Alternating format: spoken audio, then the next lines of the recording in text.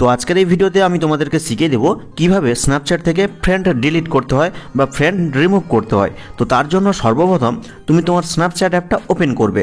Open করার পরে তোমার স্ন্যাপচ্যাট অ্যাকাউন্টের যে প্রোফাইল পিকচার রয়েছে, এই যে বাম দিকে আইকনটা রয়েছে প্রোফাইল আইকনটা, এখানে ক্লিক করবে।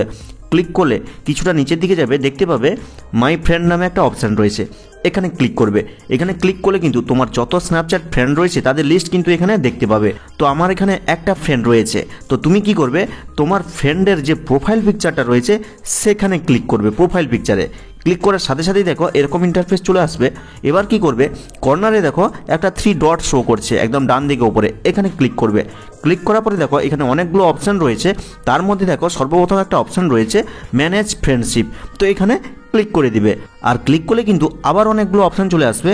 দেখো নিচের দিকে রিমুভ ফ্রেন্ড নামে একটা অপশান রয়েছে, জাস্ট ওখানে ক্লিক করবে এবং ক্লিক করলে কিন্তু ফাইনালি রিমুভ বাটন চলে এসছে। আর এখানে ক্লিক করলে কিন্তু তোমার ওই ফ্রেন্ডটা তোমার স্ন্যাপচ্যাটের ফ্রেন্ড লিস্ট থেকে ডিলিট হয়ে যাবে বা রিমুভ হয়ে যাবে। আর এইভাবে কিন্তু খুব সহজে তুমি স্ন্যাপচ্যাট থেকে তোমার ফ্রেন্ডদের রিমুভ করতে পারবে। তো ভিডিওটা দেখে হেল্পফুল মনে হলে অবশ্যই লাইক করে চ্যানেলটিকে সাবস্ক্রাইব করবে আর কমেন্ট করে জানিয়ে দেবে কেমন হয়েছে আজকের এই ভিডিওটা। তো দেখা হচ্ছে পরবর্তী কোনো এই ধরনের হেল্পফুল ভিডিওর সাথে।